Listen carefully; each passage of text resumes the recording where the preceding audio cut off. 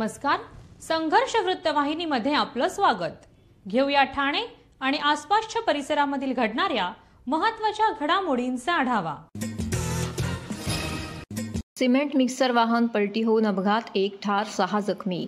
रस्त्यावर चालकाचा ताबा सुटून सिमेंट मिक्सर वाहन बाजूच्या प्रथमेश सोसायटीची संरक्षण भिंत तोडून सोसायटीच्या आवारामध्ये पलटी झाला। मुंब्रा बाह्यवळण मार्गावरून सम्राटनगरकडे जाणाऱ्या रस्त्यावरती चालकाचा ताबा सुटून सिमेंट मिक्सर वाहन बाजूच्या प्रथमेश सोसायटीची संरक्षण भिंत तोडून सोसायटीच्या आवारात पलटी झाला। या अपघातामध्ये एका मुलाचा मृत्यू तर 6 जण जखमी झाले असून त्यांच्यावरती रुग्णालयामध्ये उपचार सुरू आहेत। शनिवारी रात्री 10:30च्या सुमारास ही घटना घडली।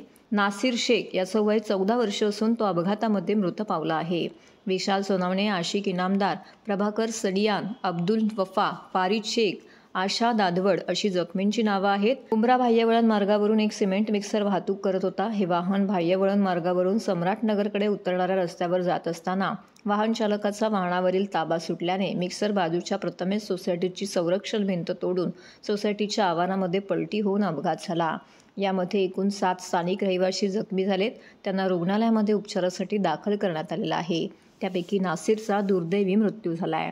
अपघाताची माहिती मिळताच घटनास्थळी मुंब्रा पोलीस स्थानकाचे पोलीस कर्मचारी, रुग्णवाहिकेसह तसेच मुंब्रा प्रभाग समितीचे सहाय्यक आयुक्त, अग्निशामक दलाचे जवान, इमर्जन्सी टेंडर, रेस्क्यू वाहन, आपत्ती व्यवस्थापन कक्षाचे कर्मचारी उपस्थित होते। काय लोक सांगतात त्याच्यावरनं 6 जण आहेत असं म्हणतात, पण मी नक्की काही हे अहवाल आलेला नाही किती अपघातात किती जखमी झाले अजून त्याचं आलेलं नाही। त्या अपघाताची जबाबदारी कोणाला तरी घ्यावी लागेल। महापालिकेच्या अधिकाऱ्यांना 10 वेळा सांगून की बाबा इथे सेफ्टी काहीतरी ठेवा, गाड्यांना रोखण्यासाठी काही तरतूद करा, त्यांनी अजिबात लक्ष दिलं नाही। आणि यांनी पण आणि नगरसेविकेंनी पण म्हणजे या दोघींनी मिळून कंप्लेंट केली, त्यांना जागेवर दाखवलं, तर इथे एक स्पीड ब्रेकर असायला हवा होता, सेफ्टी बॅरिकेडिंग करायला पाहिजे होतं, सेफ्टी वॉल हवी होती, काहीतरी जेणेकरून घसरणारा माणूस थांबेल, जे घसरणारं वाहन थांबेल। तुम्ही त्या ब्रिजला पण ऍक्सिडेंट झाला, तिथेही घसरणाऱ्याला थांबवणं कोण नव्हतं, इथेही बघा घसरणाऱ्याला थांबवणारं कोणीच नाहीये। थांबवणारं म्हणजे जे काहीतरी ऑब्स्टिकल निर्माण झालं पाहिजे, ते ऑब्स्टिकलच नाहीये। तर हे पोलिसांशी बोलून मग पुढची कारवाई निश्चित करू। ये रोड जो है उसे सबसे पहले बंद करा देना चाहिए। एक्चुअली यहाँ पे जब गाड़ी जा रही थी, बच्चे वहाँ पे बैठे हुए थे, उसे मना किया गया कि यहाँ से गाड़ी मत ले जा, फिर भी उसने लोडिंग गाड़ी यहाँ से लेके गया। और ये रोड हमको अभी फिलहाल यहाँ से बंद कराना है। और प्रशासन पुलिस यहाँ पे कुछ नहीं है। इससे 2 बार हादसा हो चुका है, इससे पहले भी एक बार हादसा हुआ, एक बच्चा मरा है। और हमेशा यही बोला जाता है कि हमने उनको ये डाला था, अर्जी डाला था, फलाना डाला था, ये अभी हादसा होगा, इसका जवाबदार कौन? किसी की औलाद गई है, उसका एक बेटा था, तो उसका क्या जवाब है? उसका सहारा कौन है? इसका जवाब कौन देगा? आज बोलते हैं सारा बैरिकेड मारेंगे, कल वापस हादसा होगा, उसका जवाबदार कौन है? हमको ये जवाब चाहिए। सर्व नागरिकांना आवाहन करण्यात येत आहे की सध्या डासांमार्फत पसरणाऱ्या डेंग्यू या आजाराचा प्रसार रोखण्यासाठी प्रत्येकाने पुढील प्रमाणे कार्यवाही करावी। डेंग्यू आजार एडिस इजिप्ती हा डास चावल्याने होतो। या डासांची पैदास साचलेल्या किंवा साचवलेल्या स्वच्छ पाण्यामध्ये होते। 8 दिवसांपेक्षा जास्त दिवस पाणी उघडे व साचून राहिल्यास त्यात डास अंडी घालतात। अंड्यांच्या अळ्या तयार होऊन पुढे डास तयार होतात। यासाठी आपल्या घरातील पाणी साठे, उदाहरणार्थ बॅरल्स, पिंपे, टाक्या, हौद, रांजणे इत्यादी दर आठवड्याला रिकामे करून घासून पुसून कोरडे करून पुन्हा भरावे। 1 दिवस कोरडा दिवस म्हणून पाळावा। पाणी साठ्यांना घट्ट झाकणे बसवावीत किंवा जुनी साडी, चादर, धोतर यांनी बांधून झाकून ठेवावीत, म्हणजे डास त्यात जाऊन अंडी घालणार नाहीत। घराच्या गच्चीवर, आजूबाजूला, अंगणात कोठेही पाणी साचू देऊ नये। भंगार सामान उघड्यावर टाकू नये, उदाहरणार्थ टायर्स, प्लास्टिक सामान, कुंड्या, टाकाऊ वस्तू इत्यादी। अशा सामानात पावसाचे पाणी साठून त्यात डेंग्यूच्या डासांची पैदास होते। घरातील कूलर्स, फ्रीजच्या पाठीमागील ट्रे हे देखील वेळोवेळी कोरडे करावेत। लक्षात ठेवा, नुसत्या फवारणीने डास घनता कमी होत नाही, तर त्यासाठी डास पैदास ठिकाणे नष्ट करणे ही आपल्या सर्वांची जबाबदारी आहे। कोणताही ताप अंगावर न काढता जवळच्या शासकीय रुग्णालयात मोफत औषधोपचार घ्या. अशा प्रकारे नागरिकांनी सहकार्य केल्यास डेंग्यूचा प्रसार रोखणे सहज शक्य आहे.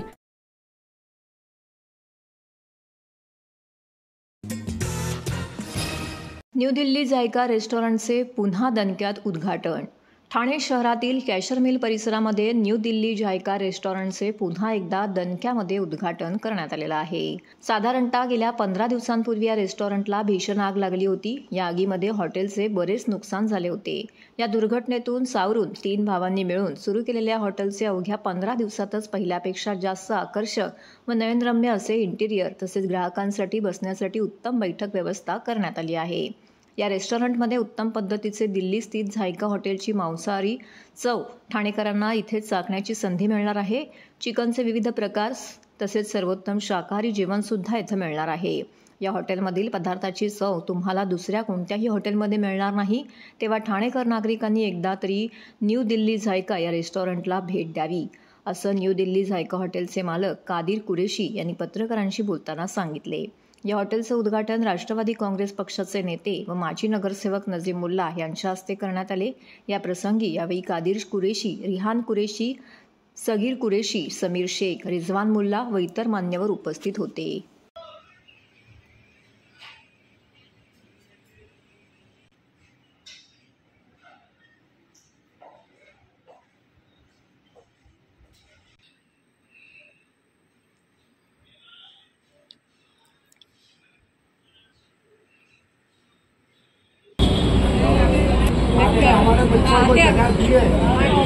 लाइट वाला किधर है?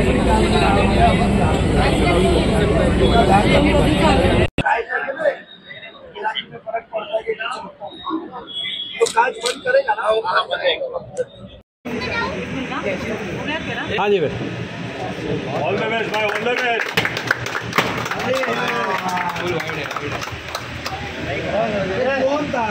शांत उभा रहा. न्यू है.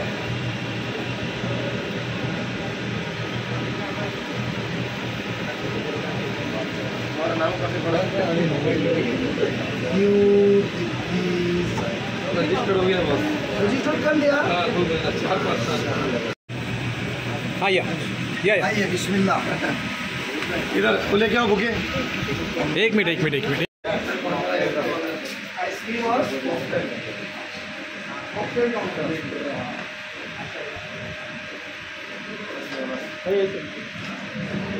भाई इकडे कैसे लाया? लगेंगे अंदर का नहीं कुछ हुआ था ना. दोनों इसी के पूरा थोड़ा सा बताओ. तो लास्ट टाइम देखा था वैसा ही है. यहाँ टेबल लाएंगे. उधर नहीं दे रहे कुछ दस्तर स्टेज जैसे येत राहतात. नाही डिस्काउंट देतो का नाही? आलो नाही अजून. चांगला जेवण आहे. आम्ही फर्स्ट ओपनिंगला आलो. तुम्ही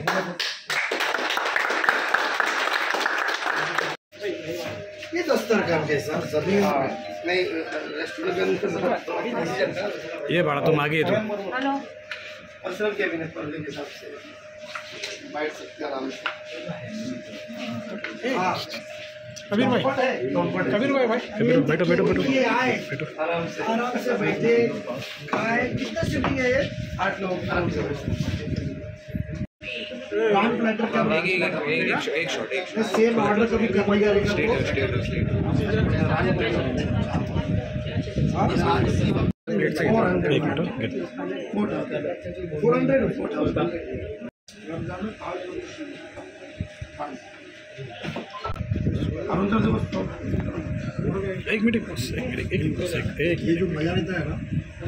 खूप आनंदाची बाब आहे. आज प्रथमतः एक दुर्घटना घडल्यानंतर कुरेशी ब्रादर्स मार्फत जे ठाण्यातला उत्तम जेवणाचं स्थान म्हणजे न्यू दिल्ली जायका रेस्टॉरंट आपलं केसल मिल स्थित, त्यांचे 3 शाखा आहेत. कळवाला मला वाटतं माझ्याच हस्ते उद्घाटन झालंय. राबोडीतले जी प्रथम होती.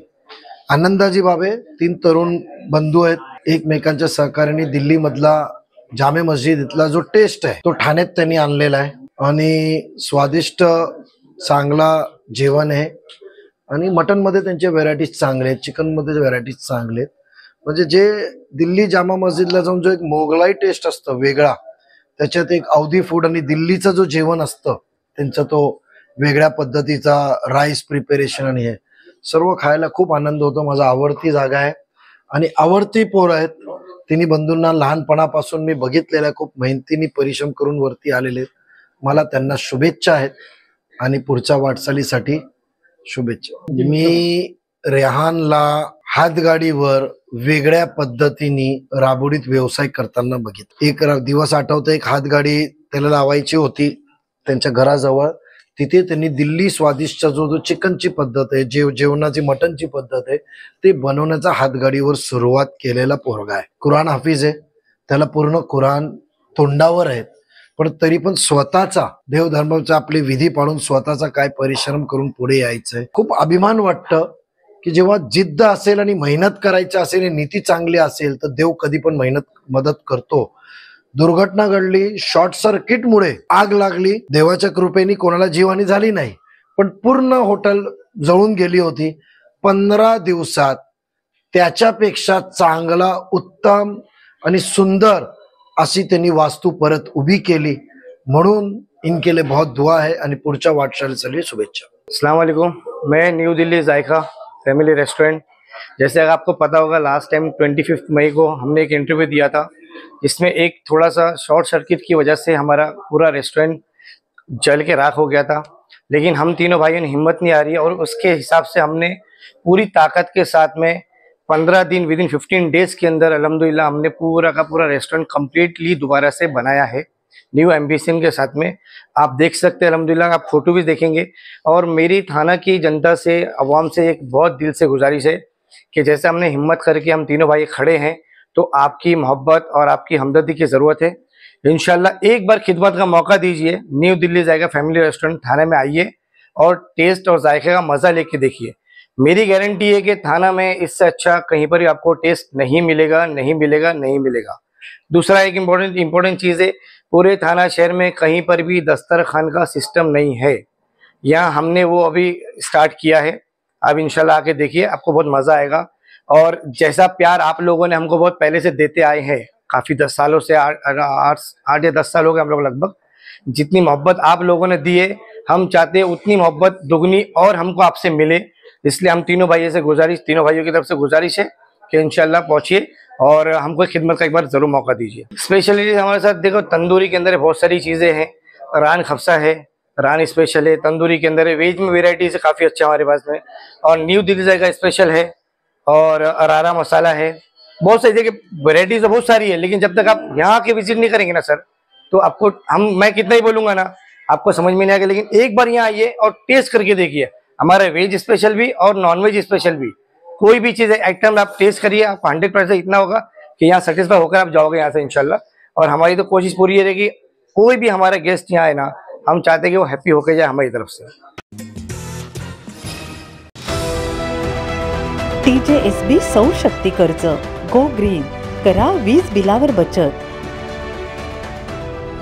आकर्षक व्याजदर, 84 महिने परतफेड कालावधी, 80% लोन, व्यावसायिक आणि उद्योजकांकरता सुद्धा. अधिक माहितीसाठी तुमच्या जवळच्या शाखेला भेट द्या किंवा संपर्क साधा. 1800-223-466 आणि 1800-266-3466.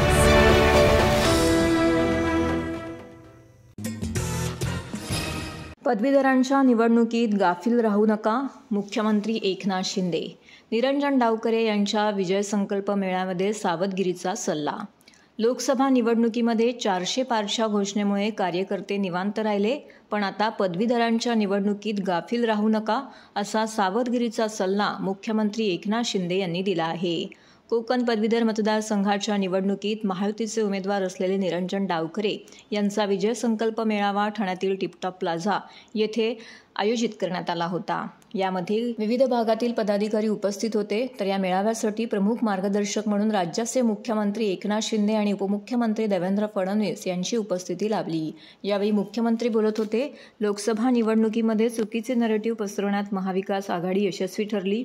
नरेटिव्ह पसरवण्यामध्ये काही NGOज देखील आघाडीवरती होते। काही संस्था सरकारच्या विरोधात मत व्यक्त करणाऱ्या आहेत। NGOच्या रूपात हे अर्बन नक्षलवादी घुसले आहेत। मोदी हटाव हेच त्यांचे लक्ष होते, असा गंभीर आरोप राज्याचे मुख्यमंत्री एकनाथ शिंदे यांनी केला आहे। दुसरीकडे 400 पारच्या आत्मविश्वासावरती कार्यकर्तेही निवांत राहिले। मात्र या निवडणुकीत गाफील राहू नका, असं कानमंत्र राज्याचे मुख्यमंत्री एकनाथ शिंदे यांनी महायुतीच्या पदाधिकारी आणि कार्यकर्त्यांना दिला आहे। जी निवडणूक आहे त्याच्यामध्ये आपल्या सगळ्यांना एक फार मोठी ताकद, फार मोठी शक्ती खरं तर या पूर्ण कोकणामध्ये भारतीय जनता पार्टीच्या कार्यकर्त्यांची आणि त्याचबरोबर मनसे आहे, त्याचबरोबर शिवसेना आहे, त्याचबरोबर राष्ट्रवादीची जी संस्थात्मक ताकद आहे त्याला कुठेही गाफील राहायचं नाहीये।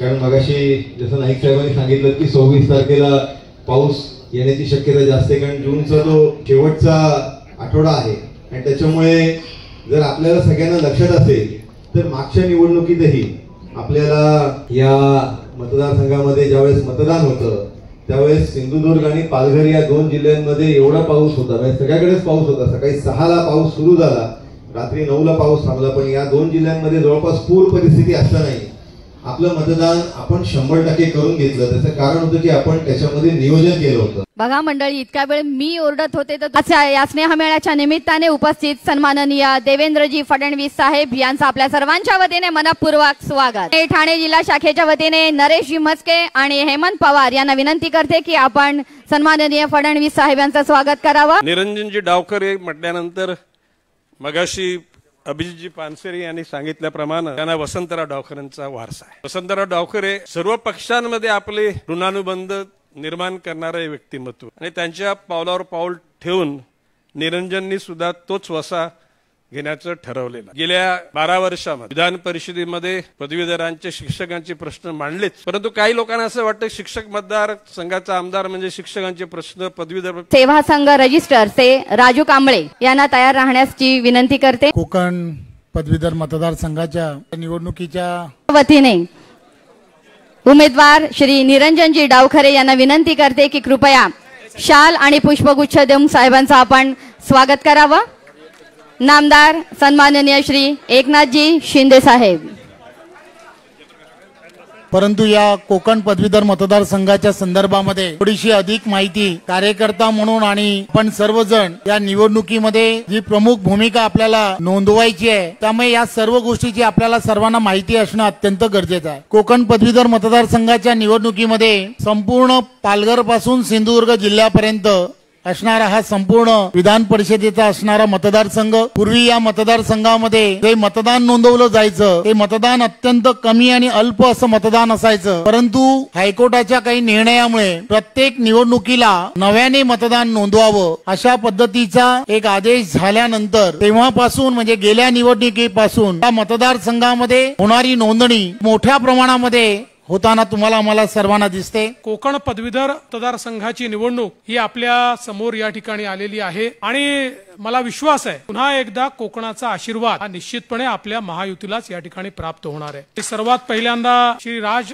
ठाकरेजी यांचे देखील मनापासून आभार मानतो। त्यांनी मनसेच्या वतीनं अभिजित पानसेजींना उमेदवार म्हणून घोषित केलं होतं। त्यांनी मेहनत देखील केली होती, रजिस्ट्रेशन देखील केलं होतं। पण आम्ही राज ठाकरेजींना विनंती केली, निरंजन डावखरे आपले सिटिंग अशा प्रकारचे इथले आमदार आहेत आणि आपण महायुतीमध्ये सगळे एकत्रित काम करतो। नुकतंच आपण लोकसभेमध्ये देखील अतिशय चांगल्या प्रकारचं काम या ठिकाणी केलंय, म्हणून तुम्ही या ठिकाणी जो काही उमेदवार घोषित केलेला आहे त्यांना तुम्ही थांबायला सांगावं, निरंजनला पाठिंबा द्यावा आणि निरंजन डावखरे यांच्यासारखा अतिशय तडफदार अशा प्रकारचा आपला उमेदवार आहे। गेल्या 2 टर्म मध्ये 12 वर्ष निरंजन यांनी या मतदारसंघाचं प्रतिनिधित्व केलं आणि आपल्या स्वभावाने या संपर्काने सर्वांना जिंकणारा अशा प्रकारचा आपला उमेदवार। विशेषतः या प्रकारे ते आपलं संपर्क सगळीकडे ठेवतात हे अत्यंत महत्वाचं आहे, कारण हा मतदारसंघ अत्यंत मोठा आहे। या ठिकाणी अख्खं कोकण त्याच्यामध्ये येतं, जवळपास मला वाटतं का 39 मतदारसंघ विधानसभेचे याच्यामध्ये येतात, त्यामुळे इतका मोठा सगळा पसार आहे। पण तरी देखील विधान परिषदेमध्ये पदवीधरांचे प्रश्न तर त्यांनी मांडलेच,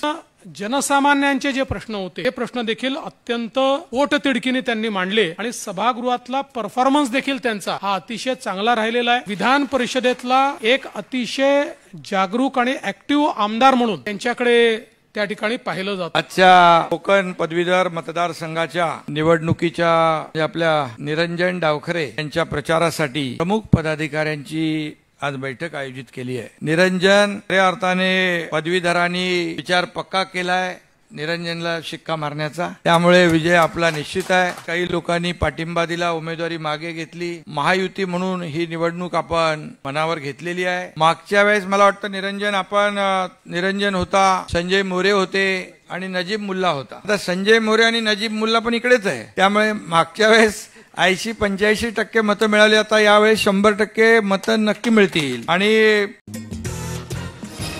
ठाणे जिल्हाधिकार्यालय ठाणे आणि पारसिक वेलफेअर फाउंडेशन यांच्या संयुक्त विद्यमाने श्री स्वामी समर्थ मंगल कार्यालय दत्तवाडी कळवा येथे आयोजित केलेल्या मोफत दाखले वाटप शिबिरामध्ये 672 नागरिकांनी विविध दाखल्यांचा लाभ घेतला असल्याची माहिती राष्ट्रवादी काँग्रेसचे प्रदेश प्रवक्ते ठाणे व पालघर समन्वयक, ठाणे जिल्हा अध्यक्ष आनंद परांजपे व प्रदेश सरचिटणीस अल्पसंख्याक निरीक्षक नजीब मुल्ला यांनी दिली आहे.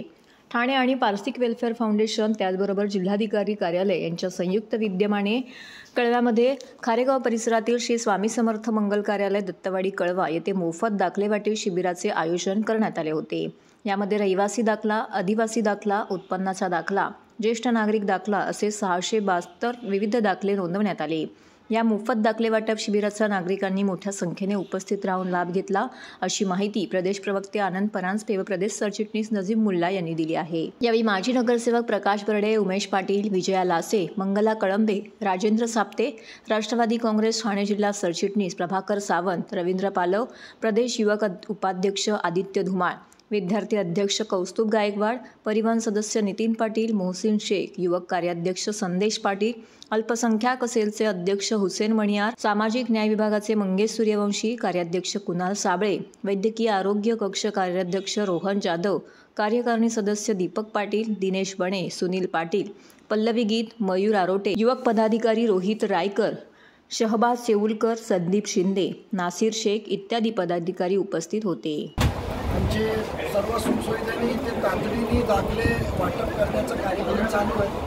आज रजिस्ट्रेशन आहे. रजिस्ट्रेशन नंतर प्रत्येक दाखल्यांचे त्यांचे अपलोड होणार आणि त्यांना रसीद दिली जाईल आणि 25 तारखेला संध्याकाळी इथेच त्यांना त्यांच्या घराजवळच त्यांना दाखले पण दिले जातील. मिशन आणि बाकीचे गोष्टींसाठी कायदेशीररित्या लागणारे कागदपत्र तयार करण्यासाठी सर्टिफिकेटची गरज लागते. पण सर्टिफिकेट घेत असताना सर्वसामान्य नागरिकांना ज्ञान नसतं का कुठले पेपर घेऊन जायचे आणि त्याला फेरे मारायला लावतात. तर म्हणून त्याच्यासाठीच हे सर्व दाखले उपयोगी पडतील म्हणून एक छोटासा उपक्रम आम्ही नागरिकांच्या सेवेसाठी इथे उपस्थित केला. तर हे होतं संघर्ष वृत्तवाहिनीचं आजचं बातमीपत्र. उद्या पुन्हा भेटू याच वेळी याच ठिकाणी ताज्या घडामोडींसह. तोपर्यंत नमस्कार.